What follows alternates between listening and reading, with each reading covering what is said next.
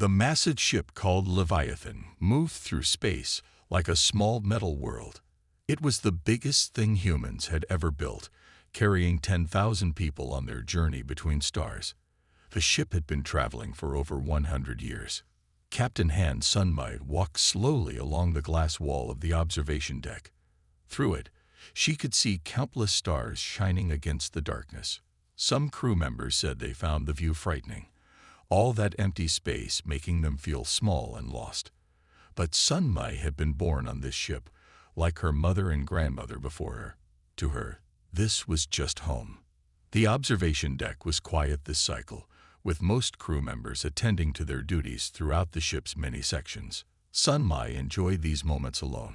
As captain, she rarely had true privacy. Someone always needed her attention, her approval, her decision on some matter.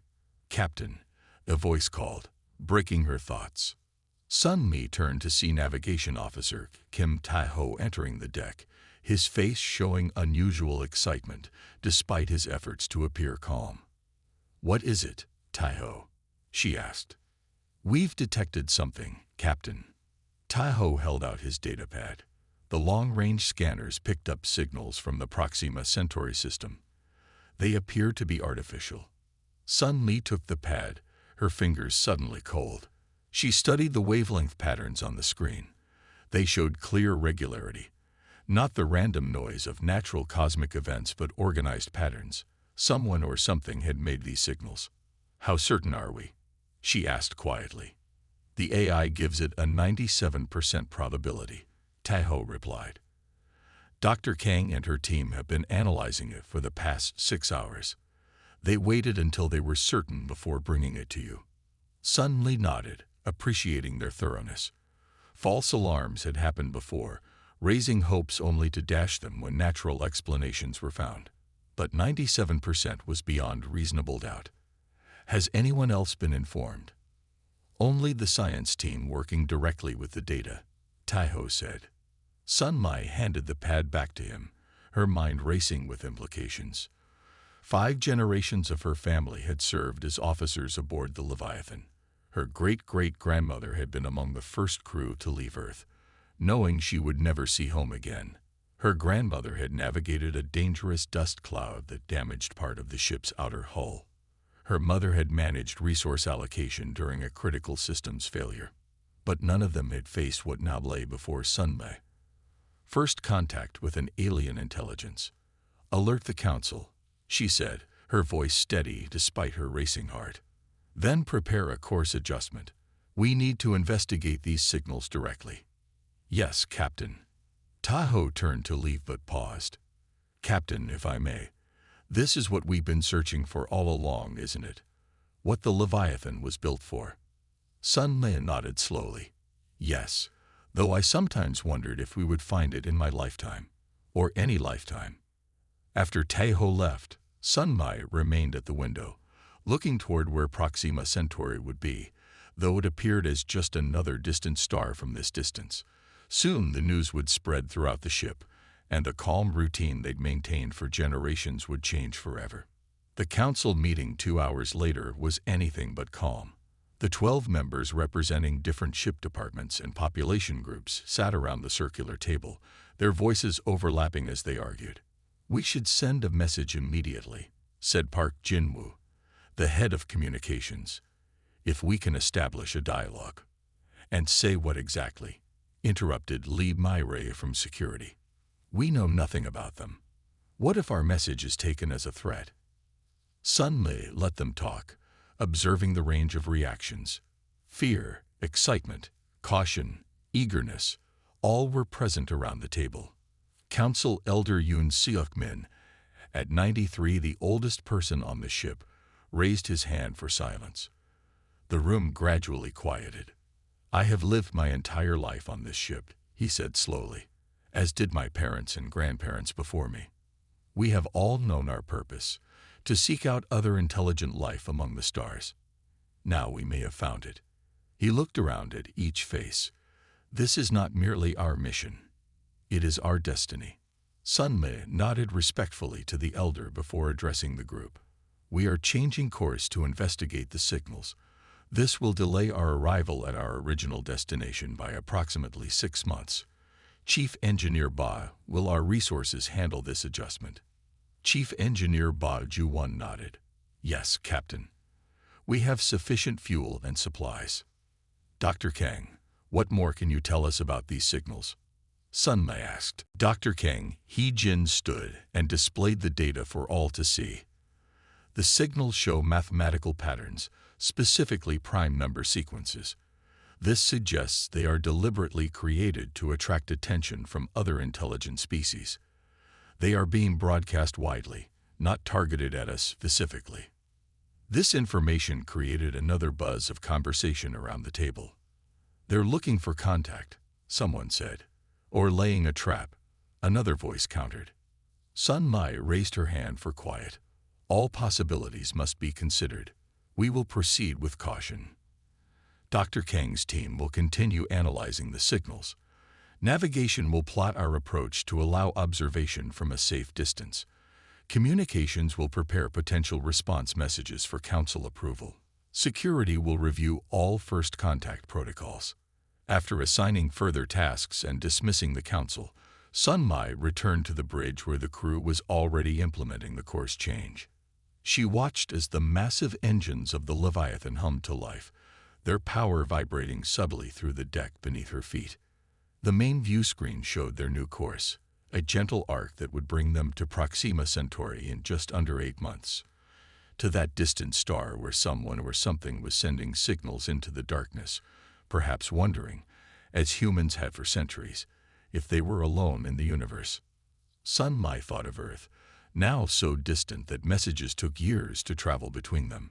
The people there wouldn't know about this discovery for a long time. The responsibility rested solely with those aboard the Leviathan.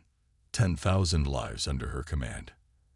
And beyond them, the 4 billion people of Earth whose hopes traveled with this ship, all looking to her to make the right decisions as humanity faced its greatest moment. The weight of that responsibility pressed on Sun Mai as she gave the final order to confirm their new destination. The journey toward first contact had begun. Park Ji-won rubbed her tired eyes and took another sip of her cold coffee. The science lab on level 7 of the Leviathan had become her home for the past 3 days. Food containers and empty cups littered her workstation as she hunched over the screens displaying the alien signals. You need to sleep, said her assistant Kang Do-hyun, who looked almost as tired as she did. Not now, Jae-won said, waving him away. The patterns are changing again. Look. On the main screen, colorful waves moved in regular patterns. These were the signals from the Proxima Centauri system, growing stronger as the Leviathan moved closer each day. At first, they were just sending prime numbers, Jae-won explained to the small team gathered around her. Then simple geometric shapes. Now they're creating what looks like. She paused, searching for the right words, mental concepts, ideas represented visually. The door to the lab slid open, and Captain Han Sun Mai entered. The science team straightened up, except for Jae-won, who remained focused on her screens. Tell me something new, Doctor, Sun Mai said, moving to stand beside Ji-won. Jae-won pointed to a sequence that resembled a spiral with branching paths. This appeared 3 hours ago. We think it might represent their understanding of time or perhaps evolution.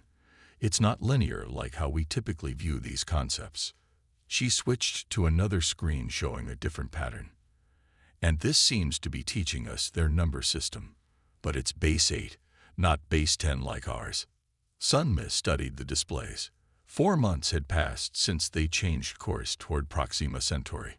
The signals had grown stronger and more complex with each passing week. Can we respond yet? Sun Mai asked. Jae-won shook her head. We're not ready. We need to understand more before we try to speak back. I think they're deliberately teaching us their language through these patterns. If we respond too soon, we might say something unintentionally harmful. Sun Mai nodded. Keep working. The council meets tomorrow, and I need to give them an update. As Sun Mai left the lab, she noticed how the corridors of the ship seemed more crowded than usual. People gathered in small groups, talking in low voices. Everyone knew about the signals now. Everyone had an opinion on what to do. The next day, Sunmai sat at the head of the council table, listening as the debate grew heated. "We've spent generations searching for intelligent life," said council member Li Dongwu, standing to address the room. His followers, known as the Outreach faction, nodded in agreement. "Now we found it, and you want us to hide and watch. We should send a clear message. We are here. We come in peace." Across the table, Security Chief Yoon Min-ho shook his head. "We know nothing about them. Nothing. What if they see us as a threat? What if our message is misunderstood? We need more information before we reveal ourselves." Sun Mai watched as the council members took sides. The division had been growing over the past months. The Outreach faction saw this as humanity's greatest opportunity, a chance for new knowledge, new resources, perhaps even new homes beyond Earth. The Preservation Group, led by Min-ho, saw danger in the unknown and wanted to protect the ship and its precious cargo of human lives. The signals continue to evolve, Sun Mai said when the voices finally quieted. Dr. Park believes they are teaching us their language and thought patterns. She recommends we continue to listen and learn before responding. "For how long?" Dongwu demanded. "A year? 5 years? We have an opportunity now, To." A soft beep interrupted him as Sun Mi's communicator activated. "Captain," came the urgent voice of Communications Officer Choi Eun-ha. "You need to return to the bridge immediately." When Sun Mai arrived on the bridge minutes later, she found the normally calm space filled with tense activity. Eun-ha sat at her station, hands moving quickly over the controls as new data streamed in. "What's happening?" Sun Mai asked. "The signals changed 20 minutes ago," Eun-ha explained, not looking up from her work. "They're now broadcasting on multiple frequencies simultaneously, and the content is different." Jai-won was already there, looking at the data with wide eyes. "These new signals," she said to Sun Mai, "they contain our star charts, Earth's location, our trajectory." Sun Mi felt a chill run through her. "They know we're here." "Not just that," Jai-won continued. "They're sending us direct communication now. These aren't teaching signals anymore. They're saying hello." On the main view screen, a new pattern appeared, a series of shapes that matched the Leviathan's distinctive outline, followed by what looked like a representation of two entities meeting. "They want contact," Jai-won whispered. "They're inviting us." "Or luring us," said Min-ho, who had followed Sun Mi from the council room. Sun Mi studied the screen, her mind racing. How did they detect us? We're still months away from their system. "They must have technology far beyond ours," Jai-won said. "Our engines leave traces, radiation, particles. With advanced enough sensors, they could detect us from much farther away than we realized." The bridge fell silent as everyone considered what this meant. They had thought they were the observers, carefully studying these strange signals from a safe distance. Now they discovered they were being observed in return. "What do we do, Captain?" Eun-ha asked, voicing the question on everyone's mind. Sun Mi looked around at her crew, seeing both fear and excitement in their eyes. For generations, the people of the Leviathan had dreamed of this moment. Now it was here, happening faster than anyone had planned. "Send a message to Dr. Park's lab," Sun Mi said after a moment. "Tell her I want a response signal ready within 48 hours. Something simple that confirms we've received their communication." "Captain," Min-ho protested, "the council hasn't voted on this."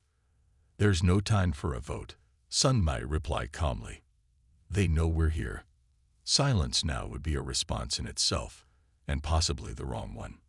She turned back to the view screen, watching as the alien patterns shifted and danced. Somewhere ahead, in the darkness of space, an intelligence was reaching out to them, bridging the gulf between stars. "They're reaching out to us directly now," Sun Mi said quietly to Jai-won. "It would be rude not to answer." The Leviathan slowed as it approached the massive gas giant, its swirling storms visible through every viewport on the ship. Around the giant planet orbited 7 moons of various sizes. The third moon, small and gray with no atmosphere, was their destination. All systems nominal for orbital insertion, reported Navigation Officer Kim Tae-ho. Will achieve stable orbit in 17 minutes. Captain Han Sun-mi nodded, trying to keep her face calm despite the excitement and fear churning inside her. 3 months of direct communication with the beings who called themselves Starweavers had led to this moment. The aliens had chosen this barren moon as their meeting place, saying it would be hospitable to solid-form life. "Captain, you need to see this," said Park Ji-won, who stood transfixed at the main observation window. Sun-mi moved to join her. What she saw took her breath away. Between the planet and its moons stretched delicate, shimmering structures, like webs made of light. They formed a network connecting the entire system, some strands thin as silk, others wide enough to serve as pathways. These structures glowed with soft blue and purple light against the blackness of space. "Their habitats," Ji-won said in wonder, just as they described in their messages. "They live in open space," asked Security Chief Yoon Min-ho, who had insisted on being part of every planning meeting, despite his ongoing objections to the contact mission. Ji-won nodded. According to their communications, they evolved in the vacuum of space itself. They don't need planets except for raw materials. The Leviathan continued its approach, careful to stay clear of the glowing strands. A path had been cleared for them to reach the moon's orbit safely. "Look there," said Communications Officer Choi Eun-na, pointing to a larger structure near the moon. "I think that's the meeting place they described." The structure resembled a flower made of light, with petals extending outward from a central hub. One petal stretched toward the gray moon's surface where a simple landing pad had been constructed. 6 hours later, Sun-mi stood in the shuttle bay with the first contact team. Each member had been carefully chosen. Ji-won for her understanding of the Starweaver's language, Dr. Kang Hee-jin, the ship's chief medical officer, Engineer Ba Ju-won to assess their technology, and Min-ho, whose security expertise couldn't be denied even if Sun-mi would have preferred someone less suspicious. "Remember," Sun-mi told them as they prepared to board the shuttle, "we represent not just our ship but all of humanity. This meeting will shape our relationship with the Starweavers for generations to come." "If there are generations to come," Min-ho muttered, checking his scanner one last time. He carried no weapons. That had been a clear condition from the Starweavers, but Sun-mi knew he had insisted on multiple emergency protocols should anything go wrong. The shuttle journey took 30 minutes, during which no one spoke much. Through the windows, they could see the incredible structures of the Starweavers more clearly now. What had appeared as simple strands from a distance revealed themselves to be complex, ever-shifting networks filled with movement and light. "It's beautiful," whispered Hee-jin, "like nothing we could have imagined." The shuttle touched down gently on the landing pad. Through the front viewport, they could see the connection between the pad and the glowing flower structure floating above the moon's surface. It looked like a bridge made of light, somehow solid enough to walk on. "Atmosphere readings are stable in the reception chamber," reported the shuttle pilot. "The environment matches our specifications exactly." Sun-mi took a deep breath. "Open the hatch." The 5 humans walked carefully across the landing pad to the bridge of light. Despite its appearance, it felt solid under their feet. The bridge led to an enclosed space within the flower structure, a large circular room with transparent walls that offered a spectacular view of space. "They've created this place just for us," Ji-won said quietly. "Their natural habitats wouldn't work for oxygen breathers." The room was empty when they entered, but they had barely taken in their surroundings when a portion of the wall seemed to ripple and change. 3 glowing forms entered, or perhaps flowed was a better word. The Starweavers moved like water or light given form, their bodies constantly shifting yet maintaining a core shape. They glowed from within with blue-white light, tendrils of energy flowing around a more solid-looking center. Sun Mei found herself unable to speak as she stared at the truly alien beings before her. No amount of preparation could have readied her for this moment. One of the Star Weavers moved forward, its light pulsing in patterns that Jai-Wan's translator device quickly converted to speech. "We welcome the Earth vessel," came the translated voice, slightly mechanical but clear. "We have long sought others who reach for stars." Sun Mei found her voice at last. "We thank you for your welcome. Humanity is honored to meet the Star Weavers. We too have searched long for others among the stars." The exchange of formal greetings continued, with Jai-Wan occasionally helping to clarify meanings the translator struggled with. The Star Weavers explained that they had detected the Leviathan's approach months before humans had noticed their signals. "Your engine fire burns bright against dark," the lead Star Weaver, who called itself Harmony Through Void, explained. "We saw your coming from great distance." After the initial formalities, they began to share information about their respective species. The Star Weavers showed recordings of their vast network of habitats, explaining how they harvested resources from planets and asteroids to expand their living spaces. "We grow by joining matter with energy," Harmony explained. "Your kind builds shells around yourselves.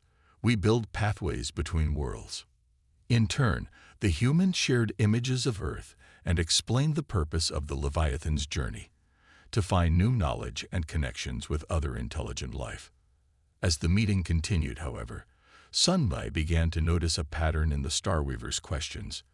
They asked detailed questions about Earth's mineral composition, about the resources aboard the Leviathan, about human technology for extracting and processing raw materials. When Harmony asked if humans might share their effective consumption methods for certain rare elements, Sun Mei exchanged a concerned glance with Minho. "We seek to understand your resource needs," Sun Mei said carefully. "On our journey, we hope to find friendship and knowledge exchange." "Yes," pulsed Harmony, its light flickering in what might have been confusion. "Exchange is purpose of meeting. You have matter processing knowledge. We have space-shaping knowledge." As the conversation continued, a troubling reality emerged. The Star Weavers saw this meeting primarily as a chance to gain new resources and technologies. The concept of friendship for its own sake seemed foreign to them. "They don't understand why we came all this way just to meet others," Jai-Wan whispered to Sun Mei. "They think we must want something material from them." Sun Mei looked at the alien beings, so beautiful and strange, and wondered if their different evolutionary paths had created a gap too wide to bridge. Humanity had searched the stars for connection, for an answer to their cosmic loneliness. The Star Weavers, it seemed, sought only more efficient ways to expand their network. "We have much to learn from each other," Sun Mei said finally. "Perhaps understanding is the most valuable resource we can exchange." The Star Weavers pulsed with light, communicating among themselves in ways the translator couldn't capture. "An unusual concept," Harmony replied at last. "We will consider its value." The loud alarms woke Sun Mei from a deep sleep. She jumped out of bed, quickly putting on her uniform, as the ship's AI announced. "Alert status 1. All crew to emergency stations." "What's happening?" she asked, activating her communication device as she hurried toward the bridge. "Captain, the Star Weavers have surrounded us," came the voice of Officer Choi Unha.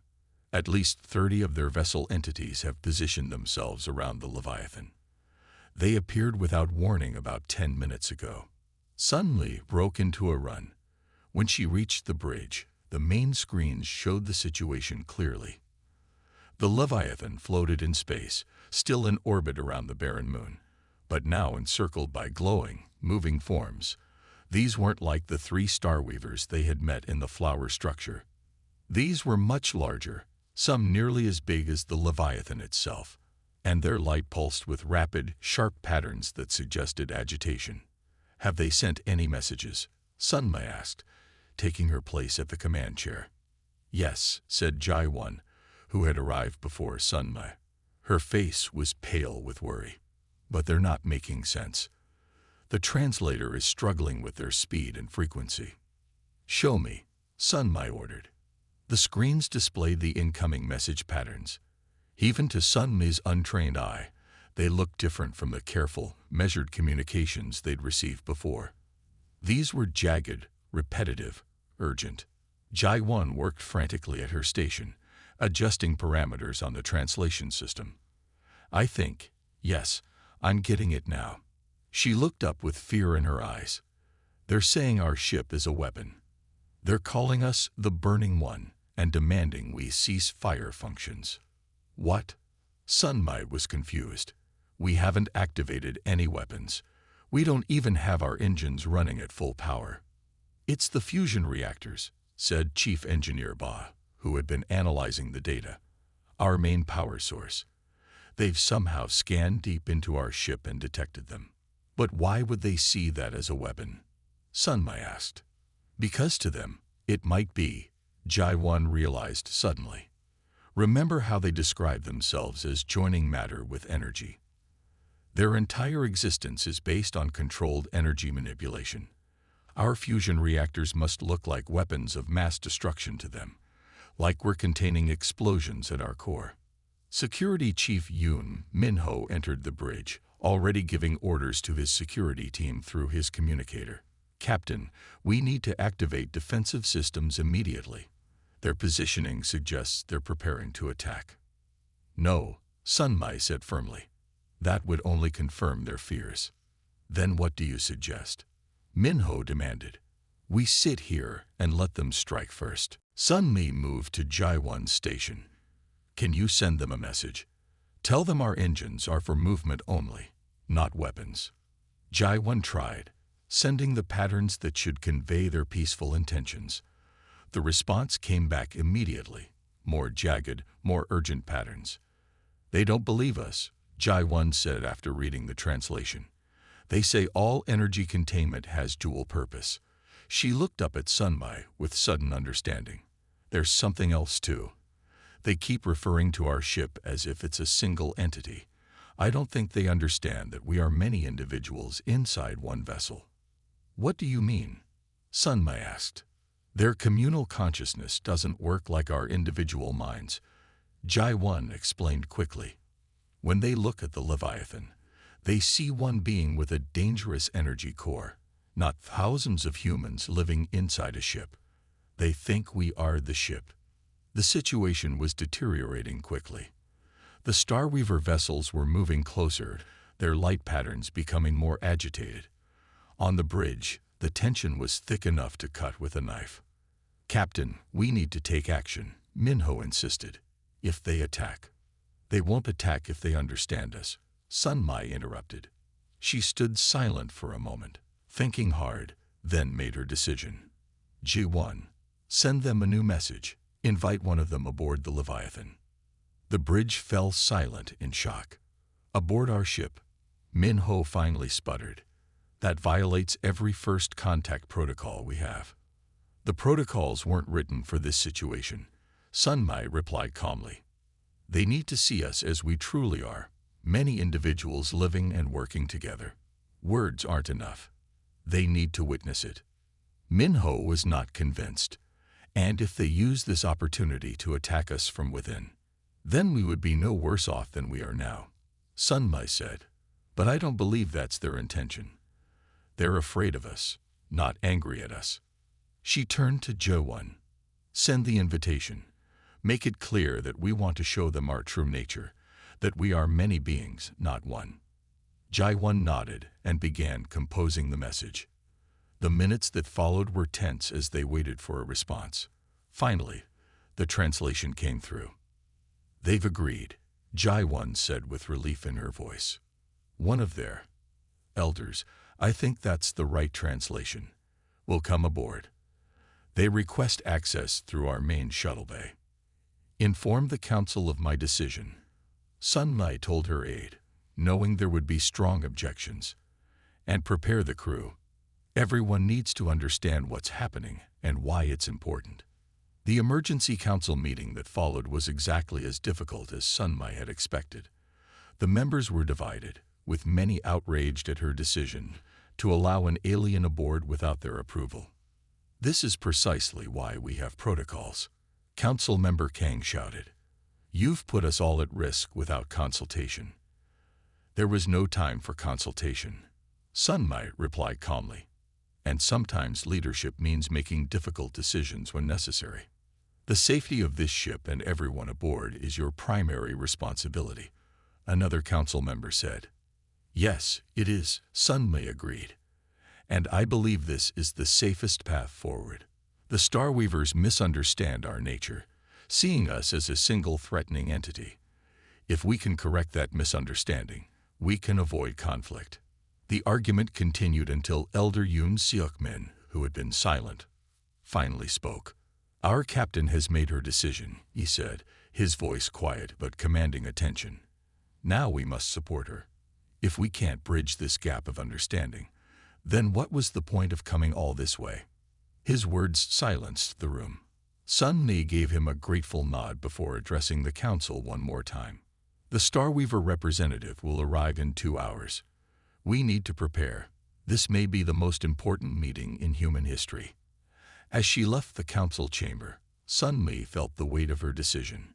She had gambled the safety of the ship on her belief that understanding was possible between such different beings. Now she could only hope she was right. The Starweaver representative floated at the entrance to the shuttle bay, its body glowing with soft blue light. It looked like flowing water made of light, with gentle tendrils extending and retracting around a brighter central core. The humans waiting to greet it stood in silent awe. Welcome to the Leviathan, Captain Han Sun Mai said, stepping forward. We are honored by your presence. The translator device converted her words into patterns of light that pulsed across the surface of the device. The Starweaver's own light shifted in response. I am Harmony across void, came the translated reply. I come to see the many in one. Sun Mai nodded to Jaiwan, who would serve as their main guide. Please follow us. We would like to show you our ship. The tour began in the main farm levels, where plants grew under artificial light.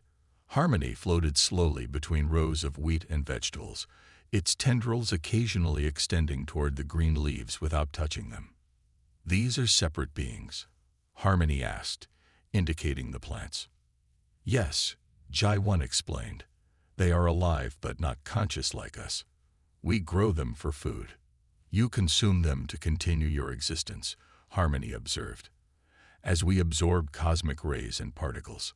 From the farms, they moved to the residential sections, where off-duty crew members went about their daily lives. Children played in a communal area, their laughter echoing through the corridors. Harmony watched them with what seemed like special interest, its light patterns changing to softer, more fluid movements. The small ones are also individuals, it asked. Yes, they are our children, Sun Mai explained. Young humans who will grow to be adults. You begin as separate then. Harmony's light pulsed with what Jae-won interpreted as surprise. We begin as one and divide to become many. Throughout the ship, crew members stopped to watch as the strange, beautiful alien moved past them. Some showed fear, others curiosity or wonder. Harmony noticed these reactions. Your kinds have different responses to my presence, it observed. Some light up, others dim. You truly think separately from one another.